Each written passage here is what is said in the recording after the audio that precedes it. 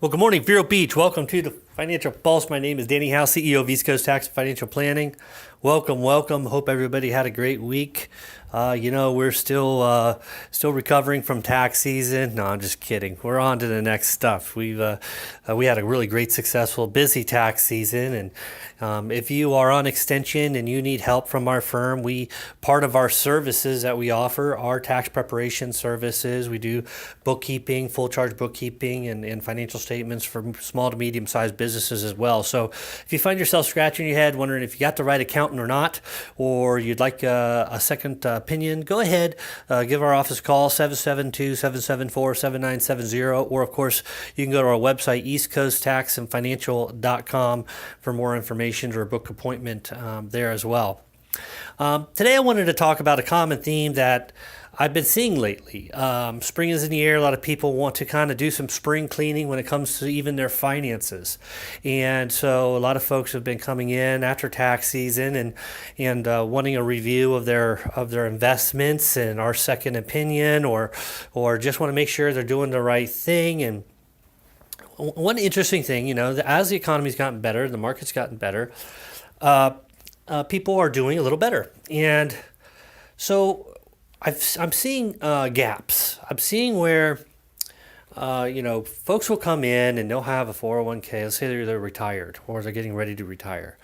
Maybe they got a 401k, some IRAs, Roth IRAs, maybe an annuity or two, some life insurance, just a little bit of everything. Or they may only have one thing, maybe just a big bucket of money that they've accumulated, or several buckets of money. Several buckets of money, meaning maybe a bunch of CD accounts, bank accounts, brokerage accounts, IRAs, Roth IRAs, maybe still some money left at work and a 401k, stock options, and so on and so forth. And so while there might be plenty of resources there, or appears there's plenty of resources, people still seem to be uncertain, not really truly satisfied, even though they have accumulated a lot of resources to get to where they want to be. And when we're in that accumulation stage, when we're working and or we have a business and we're building a business, whatever the situation is, you're a professional, and you are accumulating assets, right? So if you have a 401k at work, you're piling away money in a 401k. And then if you make more money than that, you have a little discretionary savings. You then put things in things like Roth IRAs or traditional IRAs, or just a brokerage account where you're accumulating money. Maybe you bought a couple of real estate properties to rent out, or all these things. And you kind of go along accumulating stuff. Somebody at work says, well, I just got life insurance. Maybe you got group life insurance at work, or maybe you got even more life insurance above and beyond that, a whole life policy or term life policy in case something happened to you. Maybe you got a long-term care policy or disability policy. Maybe you've got you work for a municipality or nonprofit. You got a 403B or 457 plan. The whole point of this is that as we accumulate money, as we're working and we're generating income, and we have more income than we do expenses, and we're piling money away, trying to do it as tax efficient as possible, we kind of accumulate what I call a financial junk drawer. And that financial junk drawer is just a mess of all kinds of stuff because we feel like we should have them, right? And especially in the fragmented industry that we have, i.e. the financial services industry, depending on who you're talking to, has the latest and greatest best strategy. And when you're working and you're busy, you jump on the internet, you check a couple things out, or you go into the bank and the bank says you ought to do this, you ought to do that. You got a financial advisor friend, says, oh no, you got to do this is the best thing. You got an insurance salesman friend, or maybe the person you get your property casualty through, you should get this insurance or that insurance. And before you know it, you have all this stuff. And it's stuff that you've accumulated because you felt like you're doing the right thing. You want to be a good fiduciary with your money, right? You want to do what's in your best interest of you and your family. But once we get to that stage where we've got some stuff, how do we organize that into a real feasible financial plan for the end game?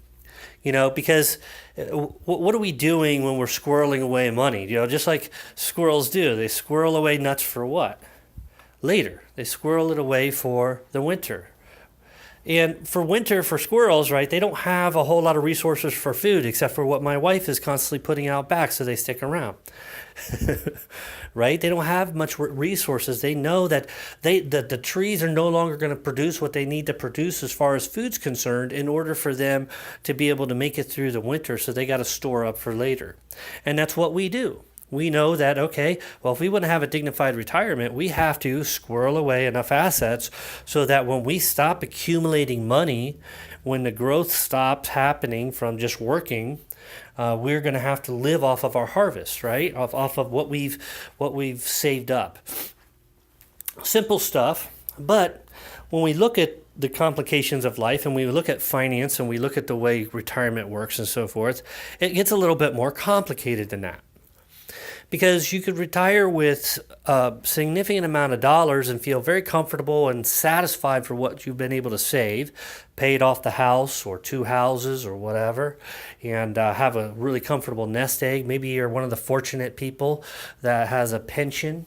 And then, of course, you got Social Security on the horizon that you can eventually take when you choose to take it. But how do you know when? How do you know when to take Social Security? What is that sweet spot? How do you know whether to take survivorship of a certain percentage for your pension when you elect your pension or not? What's the sweet spot? How do you know how much is enough to withdraw out of your investment and savings accounts in order to connect the dots to make your lifestyle work? How do you know what that magic number is? How do you know what kind of risk you should take in the market going forward as you get closer to retirement or if you're already retired? How do you know how much you should take out of your tax-deferred retirement accounts, 403Bs, IRAs, 457 plans, SEP plans, things like that? How do you know how much to take out of those accounts without really hurting yourself meaningfully in a tax way, but also being able to support your lifestyle and do the things you dreamt of in retirement? And so when we don't know those things for sure, we end up using a little bit of guesswork. There's online calculators we run into, and we just try to figure it out on our own, or we end up going to a practitioner that might be able to help us. And that's where I see there's a huge disconnect amongst practitioners giving advice and people understanding what the source of advice is. There's a lot of great tax practitioners out there. CPAs are extremely well qualified at preparing a tax return. And there's a lot of great investment managers out there. People really know how to manage money in the market and do a good job of managing risk and earning a decent return in what would be an expected return in a particular market environment. And there's lots of great insurance agents out there that really know their products really well. They know what this whole life product will do, or this annuity will do, or what this long-term care insurance product will do, or this disability product to help, in case there's a disability in the family before you stop working, to make sure things are humming along. So you have all these pieces out there floating around, and all these different advisors and people that are professionals that know about each one of those pieces. And the problem with the industry in many, many cases, not all, but in many, many cases, there's no coordination of all of those people to make sure that you're able to make sound financial decisions. Because here's what I want to leave you with at the end of this segment is that all of these things go hand in hand. They're all interconnected, right? So the income that I take from my IRAs are taxable, so that's a tax decision when I make that decision. Investment decisions, whether I buy or sell a security or invest in something, that's a tax decision as well, right? Insurance decisions are tax decisions, and they're also overall financial investment decisions. Many annuities out there are built to be part of your growth portfolio and help you earn interest and so forth. So that's also an investment decision, even though it looks like maybe only an income decision or a protecting your spouse decision.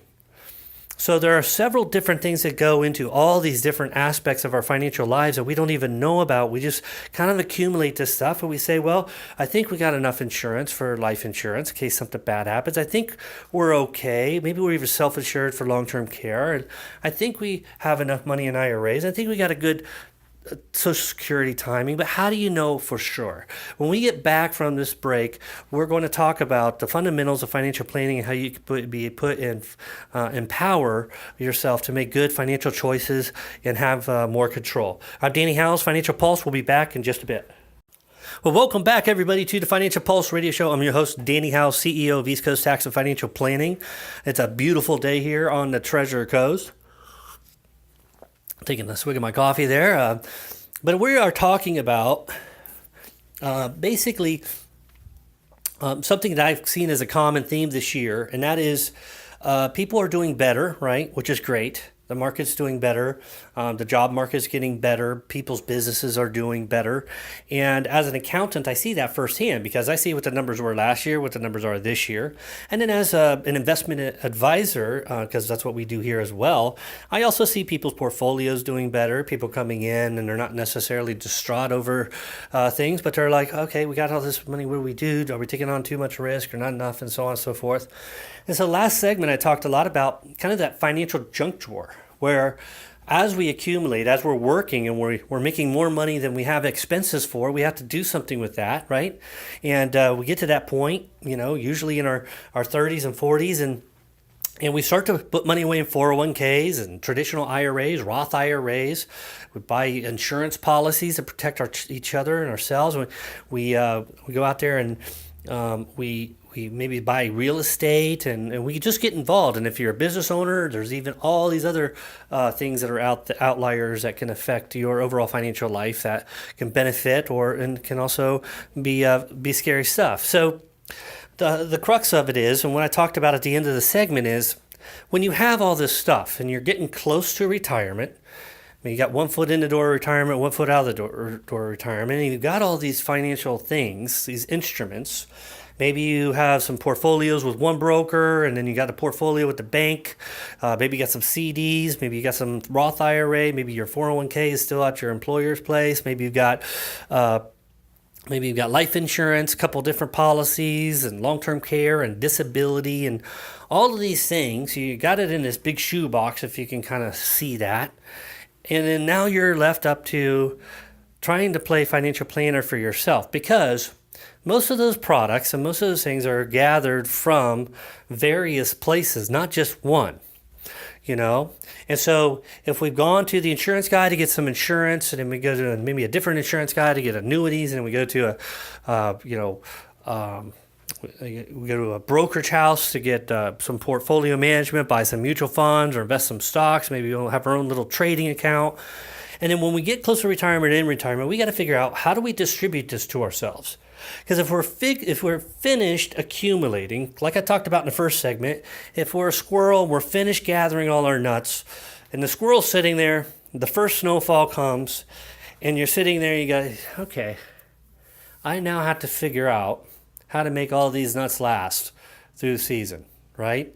And in our case, how do we make all of our all our finances last through the last season or last 2 seasons of our life, which is pre-retirement and retirement, and making sure we live the dignified lifestyle that we dreamt of and leave the amount of money and the legacy that we wanted to leave our kids all at the same time.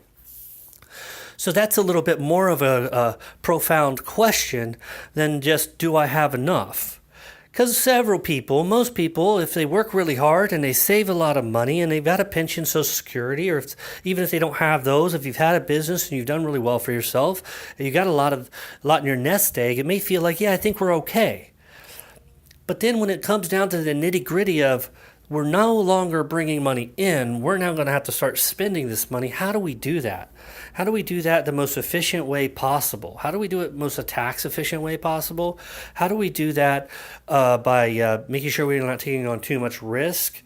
How do we do that to ensure that we can maintain our lifestyle, not just when we're both alive if you're married, but if one of you predeceases the other and there's loss of income due to loss of Social Security or loss of a portion of the pension and so on and so forth.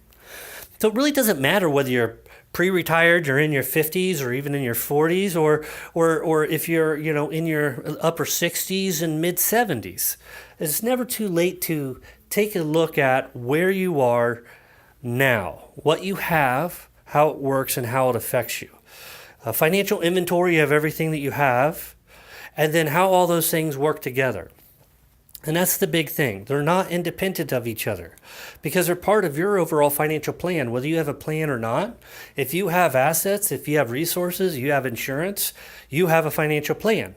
Now, that financial plan could be a mess and go in 3 or 4 or 5 different directions, or it could be very organized and focused and have built-in what-ifs in life so that if something does happen or when something does happen, you're prepared for it and your financial plan has allowed for whatever those situations may occur, right? Because if you think about it, if you have a tax professional, they have a plan for you, right? Hopefully just to prepare your taxes accurately. And if you have a really good tax professional, maybe they have a couple tips for you.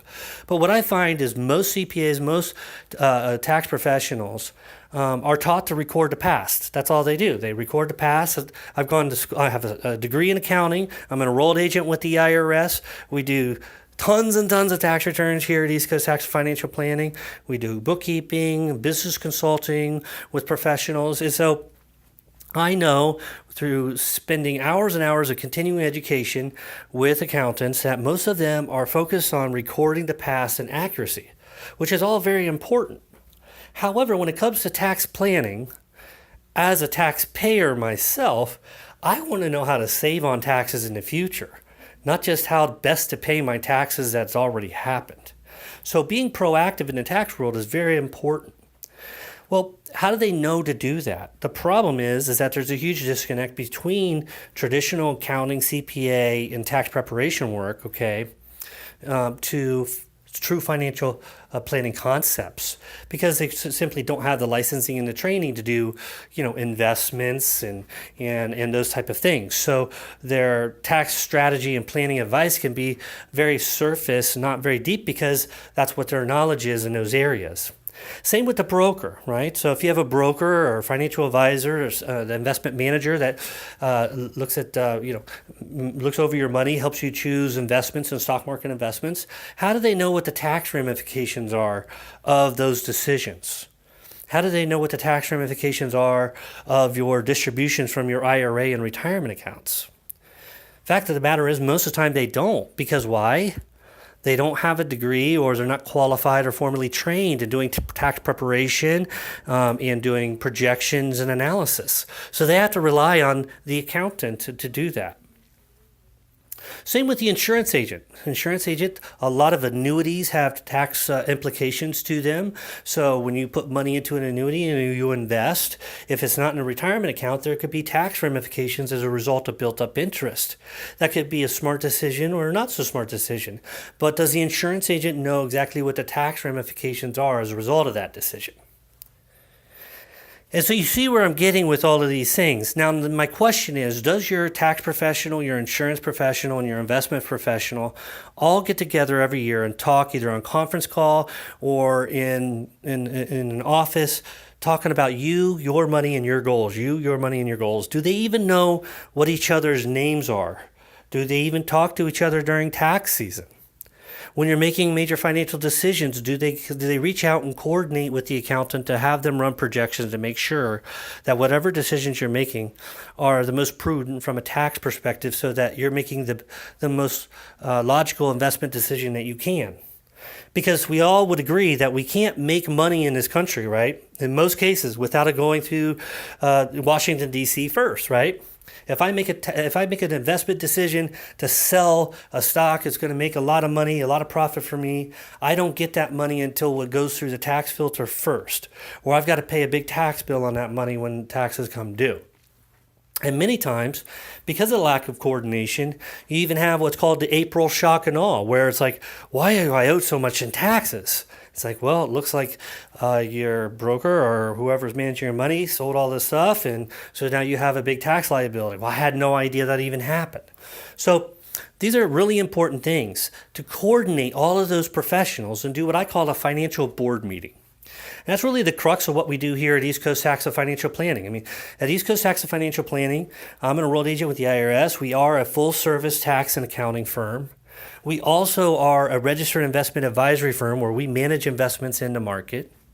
And then we also are an independent insurance agency that places things like annuities, long-term care, life insurance, and so forth.